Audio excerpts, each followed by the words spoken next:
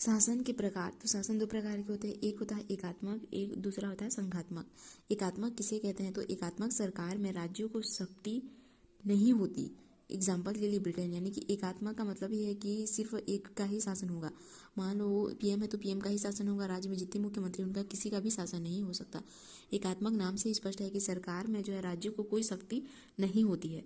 और संघात्मक की बात करते हैं तो संघात्मक में केंद्र और राज्य दोनों को शक्तियाँ मिलती हैं, केंद्र को भी शक्तियाँ मिलेंगी और राज्य को भी मिलेंगी। तो संघात्मक में जो है दोनों को शक्तियाँ मिलती हैं। तो शासन दो प्रकार के होते हैं, एक होता है एकात्मक शासन और दूसरा होता है संघात्मक शासन।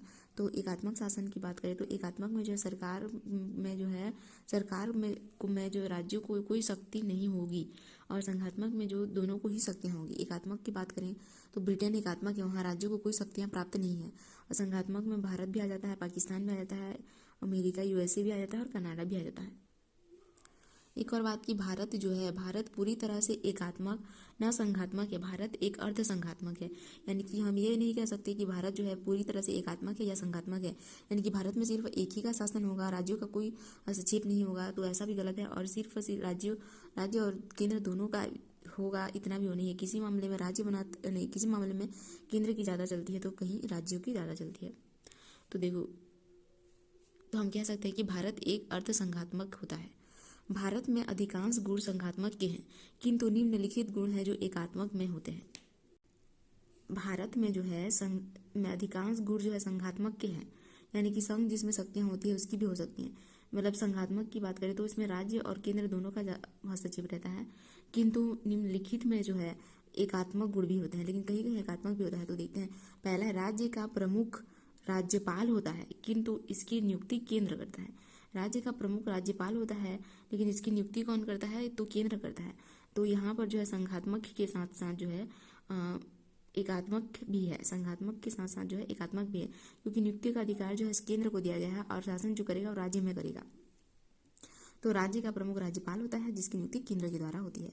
दूसरा है, भारत में नागरिकता केंद्र सरकार देती है, जबकि राज्य सरकार केवल आवासीय देती है। नागरिकता जो है केंद्र सरकार देती है, लेकिन आवास जो है राज्य सरकार देती है। तो हम कह सकते हैं कि इसमें जो है राज्य और संघ दोनों का है, यानी कि हम कह सकते हैं कि ये अर्ध संघात्मक है। संसद द्वारा बनाया गया कानून सभी राज्यों को मानना अनिवार्य है, यानी कि यहाँ पर जो है एकात्मक का गुण दिखाई देता है कि संसद द्वारा बनाया गया जो कानून है सभी राज्यों को मानना अनिवार्य है। और केंद्र का CAG सभी राज्यों की लेखाओं की जांच कर सकता है। ठीक है, पूरे भारत में जो है एक हरी न्यायपालिका है, यह भी जो है एकात्मक का गुण है। पूरे भारत में एक हरी न्यायपालिका है। आपातकालीन शक्ति केवल केंद्र की है और आपातकाल के दौरान संविधान एकात्मक हो जाता है। अखिल भारतीय सेवा अनुच्छेद 311 और नीति आयोग तथा योजना आयोग ये जो है केंद्र के हाथ में है। तो हम ये कह सकते हैं कि भारत ना तो पूरी तरह से एकात्मक है और न ही संघात्मक, यह जो है अर्ध संघात्मक है। अब देखते हैं तो सरकार के प्रकार। तो सरकार कितने प्रकार के हो सकते हैं? पहले तो हमने देखा शासन के प्रकार, कितना कौन से कैसे शासन होता है। अब देखेंगे हम सरकार के प्रकार। सरकार के प्रकार, तो पहला है राजतंत्र, मोनार्की। तो पहला है राजतंत्र। राजतंत्र की बात करें तो इसमें जो है एक राजा वंशानुगत शासन करता है। पहले के ज़माने में जैसे राजा का बेटा राजा बनता है उसी तरीके का शासन है ये, कि इसमें एक राजा वंशानुगत शासन करता है जो किसी के प्रति जो है उत्तरदायी नहीं रहता है, अतः वह निरंकुश होता है। राजतंत्र जो है नाम से स्पष्ट है कि राजा का शासन होगा, इसमें राजा का ही शासन होगा, इसके अलावा किसी का नहीं हो सकता, यानी कि यह वंशानुगत होता है। जैसे प्राचीन भारत में जो था कि राजा का बेटा राजा बनता है उसी तरीके से है, ठीक है ना। प्राचीन भारत के साथ अरब है, जापान है, ब्रिटेन है, भूटान है, बहुत सारे ऐसे देश हैं जहाँ राजतंत्र का भी होता है, ठीक है। अब उसके बाद देखते हैं, इसके बाद है तानाशाह डिक्टेटर। इसमें सैनिक का शासन रहता है जो जनरल सत्ता हथियार लेता है। जनता का सर्वाधिक अत्याचार तानाशाह में होता है। इसे हम एक तरह से सैन्य तख्ता पलट भी कहते हैं, यानी कि इसमें सैनिक का शासन रहता है जो जनरल सत्ता हथियार लेता है। तो तानाशाह में इतना ही याद रखना है कि सैनिक का ही शासन रहता है। जैसे हिटलर की बात हम कर सकते हैं, हिटलर मान सकते हैं। इसके बाद ये सब याद करने के लिए कि तानाशाह कौन कौन से थे, कि पाकिस्तान में कौन सा था, देखो जर्मनी में जैसे हिटलर, यानी कि सैन्य तख्ता पलट को हम कह सकते हैं तानाशाह। और इसके बाद तीसरा है साम्यवादी, कम्युनिस्ट। एक ही पार्टी का शासन होता है, इसमें कठोर नियम बनाए जाते हैं। जहाँ जो है सिर्फ एक ही पार्टी का होता है, जैसे बीजेपी कांग्रेस जैसे रहता है, भारत में ऐसे नहीं है। यहाँ सिर्फ एक ही पार्टी का शासन रहता है जिसमें कठोर नियम बनाए जाते हैं। जैसे चीन है, भूतपूर्व सोवियत संघ इत्यादि था, मतलब कि भूतपूर्व सोवियत भी संघ था। तो हमने क्या, पहले तो देखो रीजन के लिए करें तो सरकार के हमने प्रकार देखे। तो पहला में हमने देखा है राजतंत्र, जिसमें राजा का ही शासन रहता है और वंशानुगत रहता है, इसमें राजा निरंकुश रहता है। प्राचीन भारत में ऐसा शासन था। ब्रिटेन, कनाडा, जापान, भूटान, अरब, ये सब है। तानाशाह की बात करें तो सैन्य तख्ता पलट की बात है ये। और इसके बाद इसमें हमने देखा है साम्यवादी, यानी कि एक ही पार्टी का शासन होता है जिसमें कठोर नियम बनाए जाते हैं। चीन में जो है साम्यवादी होता है, और पहले जो सोवियत संघ में भी ऐसे होता था। इसके बाद आता है रिपब्लिक, यानी कि गणराज्य। इसमें राष्ट्र के प्रमुख का निर्वाचित होता है। इसमें जो राष्ट्र के प्रमुख का निर्वाचन होता है गणराज्य में, भारत के जैसे राष्ट्रपति। अब लोकतंत्र या जनता तंत्र या गणतंत्र, डेमोक्रेसी से कहते हैं। जहाँ शासन के प्रमुख का चुनाव जनता प्रत्यक्ष करे उसे कहते हैं लोकतंत्र, जहाँ जनता जो है प्रत्यक्ष रूप से करे। अब्राहम लिंकन ने लोकतंत्र के विषय में कहा है कि वह जो है जनता की सरकार होती है जो जनता द्वारा चुनी गई हो और जनता के लिए शासन करती है, यानी कि government of the people for the government by the for the people by the people. यानी कि भारत जो है एक लोकतंत्र, यहाँ जो है जनता जो है स्वयं चुनाव करती है, इसीलिए भारत एक लोकतांत्रिक देश होता है। अब लोकतंत्र भी दो प्रकार के होते हैं, प्रत्यक्ष लोकतंत्र और अप्रत्यक्ष लोकतंत्र।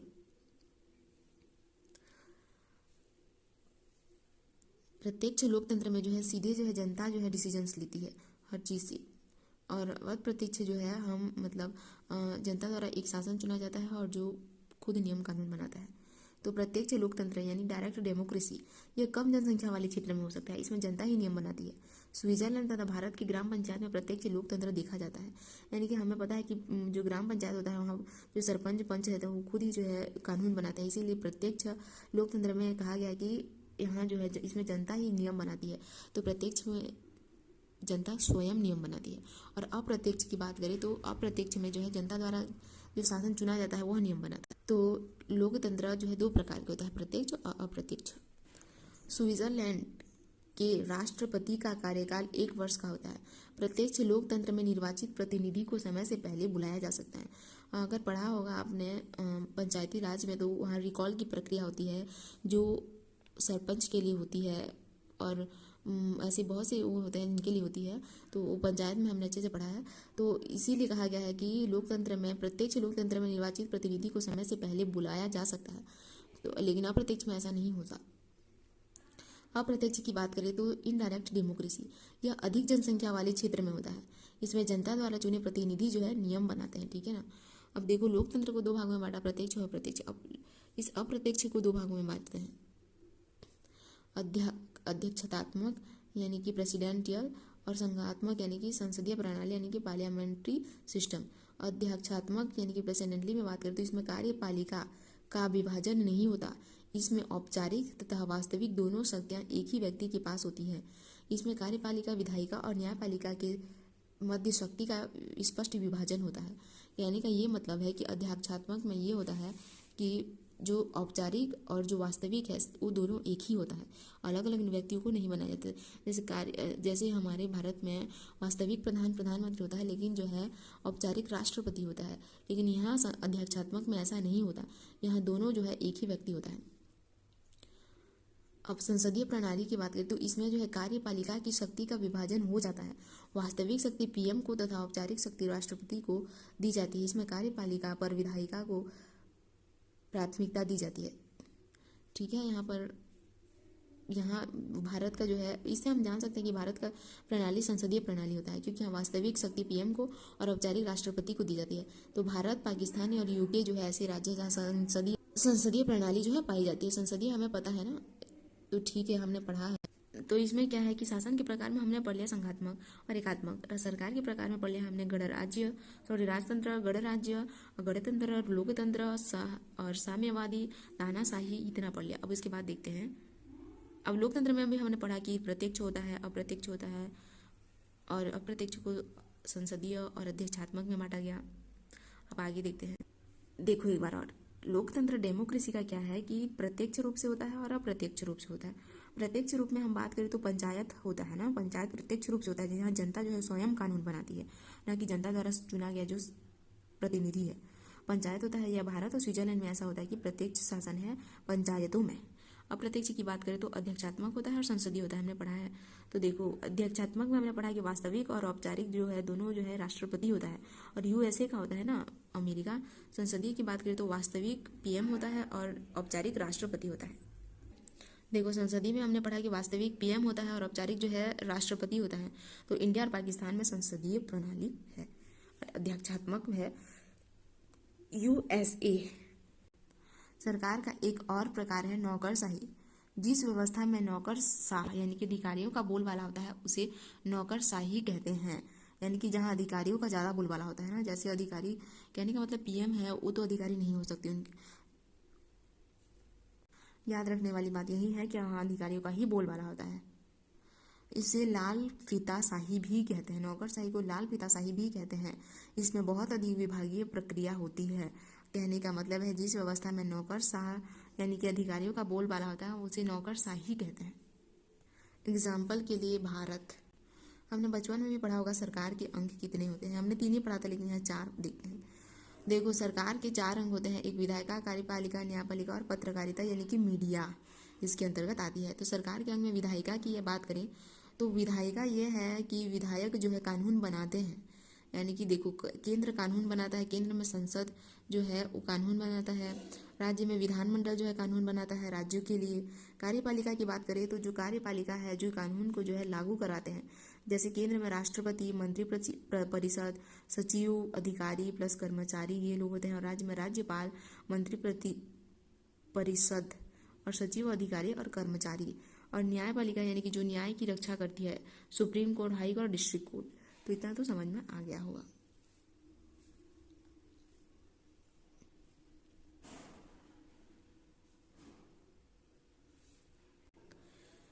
देखो जैसे विधायिका जो है नियम बनाती है, कार्यपालिका उस नियम को लागू करवाती है, और न्यायपालिका नियम न मानने पर वाले को दंडित करती है। हमें पता है ना कि विधायिका नियम बनाती है और कार्यपालिका नियम को लागू करवाती है और न्यायपालिका उसको नहीं मानने पर दंड देती है। मीडिया किसी मुद्दे को राष्ट्रीय पटल पर उजागर करती है। मीडिया को लोकतंत्र का चौथा स्तंभ कहा जाता है, जिसका मुख्य कार्य शासन में आ रही कमी को उजागर करना तथा सरकार की आलोचना करना। भारतीय संविधान में चौथा स्तंभ प्रेस के लिए भी एक अनुच्छेद भारतीय संविधान में चौथा स्तंभ प्रेस के लिए एक भी अनुच्छेद नहीं है। सरकार की सफलताओं को गिनाने के लिए सूचना प्रसारण मंत्रालय होता है। भारत में अनुच्छेद 50 के तहत कार्यपालिका और न्यायपालिका अलग अलग होता है। अनुच्छेद 50 के तहत जो है कार्यपालिका और न्यायपालिका जो है अलग अलग होता है। न्यायपालिका सर्वोच्च तथा स्वतंत्र निकाय है। न्यायपालिका क्या है, सर्वोच्च होता है और स्वतंत्र निकाय होता है। भारत में एक ही न्यायपालिका है, यानी कि 50 अनुच्छेद के तहत जो है कार्यपालिका जो कानून बनाती है और न्यायपालिका जो उसे दंड देती है नहीं मानने पर, वो दोनों को जो है अनुच्छेद 50 के तहत अलग अलग रखा गया है। न्यायपालिका सर्वोच्च तथा स्वतंत्र निकाय होता है जो एक ही न्यायपालिका है। विधायिका और कार्यपालिका आपस में जुड़े होते हैं। कार्यपालिका जो है विधायिका के प्रति उत्तरदायी होता है। जब कोई मंत्री संसद में बैठता है तो विधायिका का अंग होता है, किंतु वह जब मंत्रालय में बैठता है तो कार्यपालिका का अंग होता है। तो कार्यपालिका और विधायिका आपस में जुड़े होते हैं ना। जब मंत्री संसद में बैठेगा तो विधायिका का काम करेगा क्योंकि नियम कानून बनाएगा, और कार्यपालिका यानी कि जो नियम का कानून को लागू करवाएगा वो अपने मंत्रालय में बैठे रहेगा, तो वह जो है कार्यपालिका का अंग होगा। विधायिका जो है कार्यपालिका पर अपना नियंत्रण रखती है। यदि कार्यपालिका संविधान के अनुरूप कार्य नहीं करेगी तो विधायिका उसे हटा सकती है। यानी कि विधायिका जो है विधायिका के अंडर में रहता है कार्यपालिका, और कार्यपालिका अच्छे से काम ना करे तो विधायिका उसे हटा सकती है। कार्यपालिका 2 प्रकार की होती है, एक स्थायी होती है और एक अस्थायी होती है। स्थायी कार्यपालिका यह जो है सेवानिवृत्ति या रिटायरमेंट तक अपने पद पर रहते हैं, जैसे अधिकारी, सचिव, ये लोग चयनित होते हैं ना, एग्जाम दे के आते हैं, स्थायी सेलेक्टेड होते हैं। सचिव जिस भवन में बैठते हैं उसे सचिवालय कहते हैं, और सचिवालय अध्यक्ष के अधीन रहता है। यानी कि कार्यपालिका भी 2 प्रकार से होती है, स्थायी कार्यपालिका और अस्थायी कार्यपालिका। स्थायी कार्यपालिका को हम नहीं हटा सकते क्योंकि ये डायरेक्टेड होती है, डायरेक्ट चुनी हुई होती है, जैसे सचिव होता है। और अस्थायी कार्यपालिका तो इन लोगों का कार्यकाल 5 वर्ष का होता है, जैसे राष्ट्रपति, राज्यपाल, मंत्री, ये लोग निर्वाचित होते हैं ना, ये इलेक्टेड होते हैं ना कि सेलेक्टेड।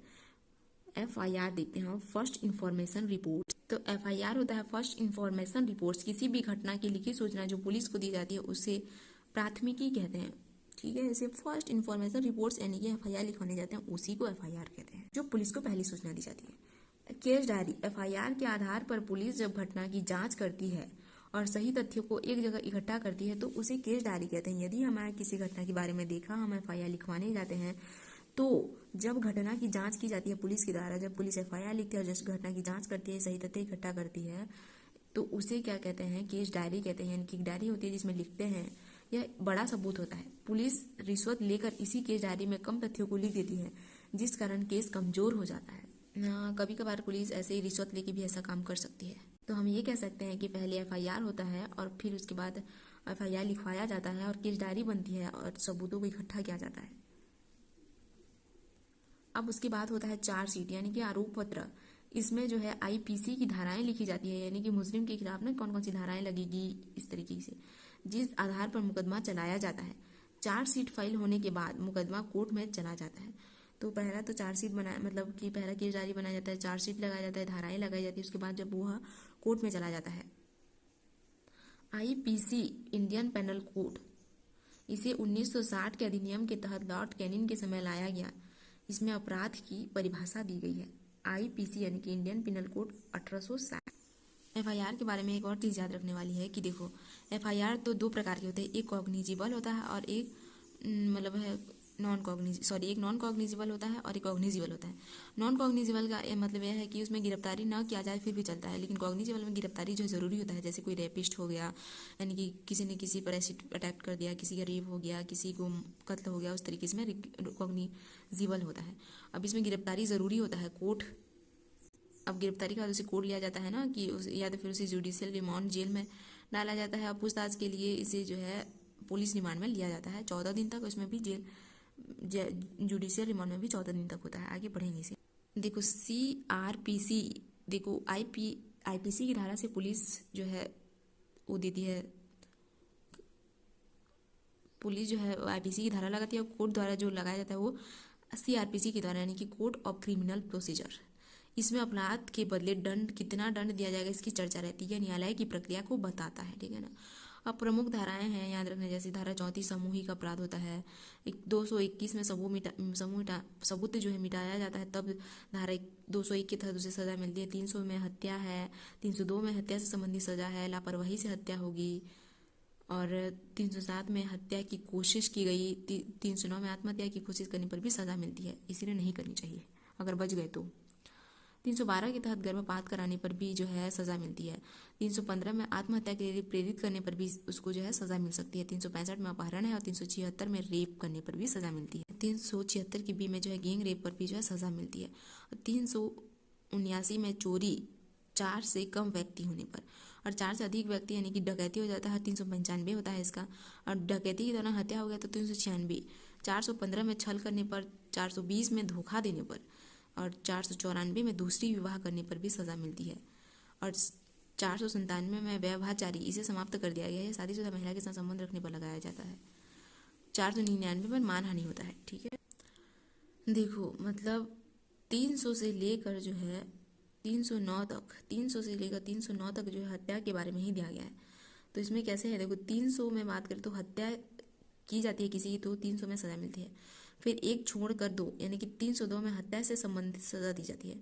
302 के बाद 3 छोड़कर 304 लापरवाही से यदि हत्या की जाती है तो, अगर किसी की हत्या कर दी जाती है तो 300 और 302 में जो है हत्या से संबंधित सजा दी जाती है किसी की हत्या हो गई तो, और 304 में जो है लापरवाही से हत्या कर दी गई तब, और 305 छोड़ 6 छोड़ 7 में हत्या की कोशिश करने पर भी सजा दी जाती है, और 309 में जो है आत्महत्या की कोशिश करने पर भी सजा दी जाती है, और आत्महत्या के लिए जो है प्रेरित करने पर 315, आत्महत्या प्रेरित करने के लिए 315, 365 अपहरण के लिए, 365 अपहरण के लिए, 365 अपहरण के लिए, 76 रेप के लिए, और 76 का गैंग रेप के लिए है। धारा 166A एफआईआर न लिखने पर इसका प्रयोग पुलिस के विरुद्ध किया जाता है। जब पुलिस एफआईआर नहीं लिखती तो दूसरे पुलिस स्टेशन से एफआईआर लिखाया जाता है, जिसे जीरो एफआईआर कहते हैं। यानी कि यदि कोई पुलिस स्टेशन में एफआईआर लिखने के लिए मना करता है तो 166A के तहत जो है हम किसी दूसरे स्टेशन में जा सकते हैं पुलिस स्टेशन में अपना एफआईआर लिखाने के लिए, लेकिन उस एफआईआर को हम जीरो एफआईआर भी कहते हैं। या फिर हम सीधे डायरेक्ट जो है कोर्ट भी जा सकते हैं, FIR लिखवाया जा सकता है जाकर। जमानत या बेल, गिरफ्तारी के बाद व्यक्ति कोर्ट में रिहाई के लिए अपील कर सकता है, मतलब अपील करता है ताकि वह वकील के माध्यम से केस लड़ सके। जमानत लेने के लिए 2 गवाह गारंटर के रूप में तथा कुछ धनराशि सिक्योरिटी के रूप में जमा करना होता है। मतलब गिरफ्तारी के बाद व्यक्ति कोर्ट में रिहाई के लिए अपील कर सकता है ना, ताकि कोई गारंटी भी ले सकता है उसका, तभी तो जो है उसे रिहा कर देगा, वरना भाग जाएगा वो। तो वकील के माध्यम से केस लड़ सके, ताकि वो वकील के माध्यम से ना केस लड़ सके। जमानत के लिए 2 गवाह या गारंटर होना चाहिए और उसमें जो है कुछ धनराशि भी जो है उसे जमा करना होता है। जघन्य अपराध में जमानत कोर्ट द्वारा स्वीकार नहीं किया जा सकता है। अगर किसी ने जघन्य अपराध किया है तो कोर्ट उसे नहीं दे सकती है। अग्रिम जमानत यानी कि गिरफ्तारी से पहले ही लिया गया जमानत अग्रिम जमानत कहलाता है। गिरफ्तारी से पहले ही लिया गया जमानत।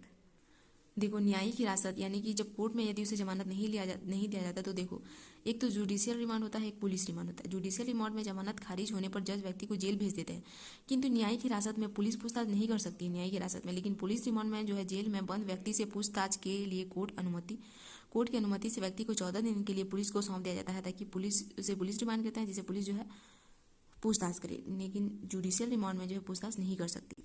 साइबर क्राइम, धारा 66, 67, 67 का ए और 67 का बी के तहत जब कोई व्यक्ति किसी फोटो या वीडियो का दुरुपयोग करता है तो इन धाराओं के विरुद्ध उस पर कार्रवाई की जा सकती है।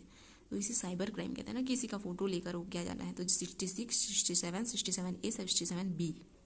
धारा 144 के तहत व्यक्ति को समूह में इकट्ठा नहीं होने दिया जाता है। पैरोल यानी कि देखो, जब कोई अपराधी आपराधिक घटनाओं को छोड़कर सुधरना चाहता है तो जेल में उसके रिकॉर्ड के आधार पर उसे छोड़ दिया जाता है। अच्छा, मतलब जब कोई अपराधी आपराधिक घटनाओं को छोड़कर सुधरना चाहता है तो उसे जेल में उसके रिकॉर्ड्स के आधार पर उसे छोड़ दिया भी जा सकता है।